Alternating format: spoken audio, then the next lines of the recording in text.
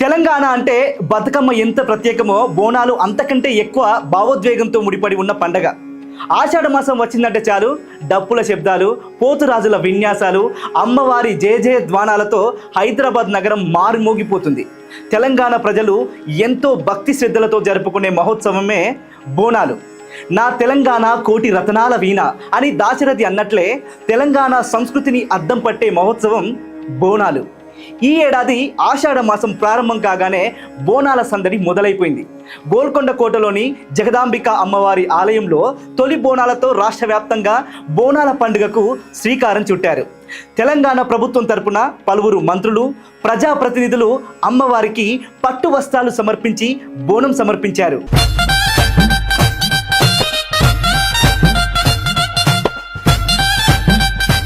బోనాలు అంటే ఏంటి, ఎందుకు జరుపుకుంటారు అంటే భోజనం అనే పదం నుంచే బోనం అనే పదం వచ్చిందని చెబుతారు.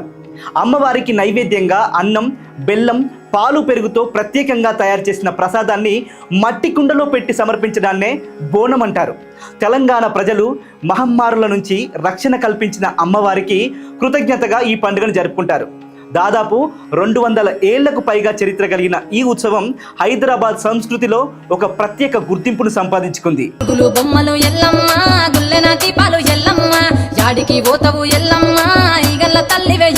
మరి ఈ ఏడాది బోనాల వేడుకలు ఎలా కొనసాగుతున్నాయంటే, మొదటగా గోల్కొండ కోటలోని శ్రీ జగదాంబిక అమ్మవారి ఆలయంలో బోనాలు ఘనంగా ప్రారంభమయ్యాయి. రాష్ట్ర ప్రభుత్వం తరపున మంత్రులు బోనం సమర్పించారు. వేలాది మంది భక్తులు అమ్మవారి దర్శనం కోసం తరలి వచ్చారు. గోల్కొండ బోనాలతోనే హైదరాబాద్లో బోనాల శోభ మొదలవుతుంది. ఆ తర్వాత బల్కంపేట్ ఎల్లమ్మ అమ్మవారి ఆలయంలో అత్యంత వైభవంగా కళ్యాణోత్సవం నిర్వహించారు. రాష్ట్ర మంత్రులు, ఎమ్మెల్యేలు తమ కుటుంబ సభ్యులతో కలిసి హాజరై ప్రత్యేక పూజలు నిర్వహించారు. ఎల్లమ్మ అమ్మవారి కళ్యాణం చూడడానికి తెలంగాణ నలుమూలల నుంచి భక్తులు తరలి వచ్చారు. ఇప్పుడు అందరి దృష్టి సికింద్రాబాద్ ఉజ్జయిని మహంకాళి అమ్మవారి బోనాలపైనే ఉంది. తెలంగాణలో అత్యంత ప్రసిద్ధి చెందిన బోనాలలో ఉజ్జయిని మహంకాళి బోనాలు ప్రత్యేక స్థానం సంపాదించుకున్నాయి. లక్షలాది మంది భక్తులు పాల్గొనే ఈ ఉత్సవం ప్రతి ఏడాది అత్యంత వైభవంగా జరుగుతుంది. రంగం కార్యక్రమం, ఘటోత్సవం ఇక్కడి ప్రత్యేక ఆకర్షణలు. ఇక పాత బస్తీ లాల్ దర్వాజా శ్రీ సింహవాహిని మహంకాళి అమ్మవారి బోనాలు మరో ప్రధాన ఆకర్షణ.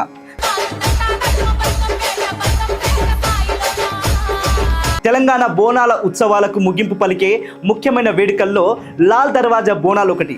ఇక్కడ జరిగే ఊరేగింపులు, పోతురాజుల నృత్యాలు, సాంప్రదాయ కళారూపాలు భక్తులను విశేషంగా ఆకట్టుకుంటాయి.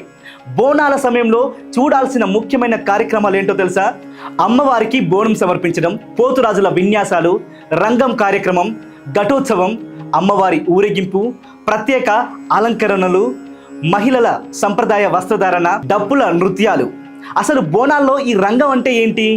అమ్మవారి ఆశీస్సులతో భవిష్యత్తులో రాష్ట్రానికి, ప్రజలకు జరగబోయే అంశాలను ప్రవచన రూపంలో చెప్పే సంప్రదాయాన్ని రంగం అంటారు. ప్రతి ఏడాది లక్షలాది మంది భక్తులు ఈ కార్యక్రమాన్ని ఆసక్తిగా వీక్షిస్తారు. ఇక ఘటోత్సవం అంటే అమ్మవారి ఘటాన్ని ఊరేగింపుగా తీసుకెళ్లి ప్రత్యేక పూజలు నిర్వహించడం. బోనాల ఉత్సవాలకు ఇది ముగింపు ఘట్టంగా భావిస్తారు. తెలంగాణ ప్రభుత్వం కూడా ప్రతి ఏడాది బోనాలను అధికారికంగా నిర్వహిస్తుంది. రాష్ట్ర ప్రభుత్వం తరపున పట్టు వస్త్రాలు సమర్పించడం, ప్రత్యేక ఏర్పాట్లు చేయడం ఆనవాయితీగా కొనసాగుతుంది. మంత్రులు, ఎమ్మెల్యేలు, ప్రజాప్రతినిధులు తమ కుటుంబ సభ్యులతో కలిసి అమ్మవారిని దర్శించుకోవడం కూడా ఈ పండగ ప్రత్యేకత. మరి ఈ ఏడాది ముఖ్యమైన ఆ బోనాల తేదీలు ఏంటంటే, గోల్కొండ జగదాంబిక అమ్మవారి బోనాలు, అది బోనాలకి ప్రారంభం.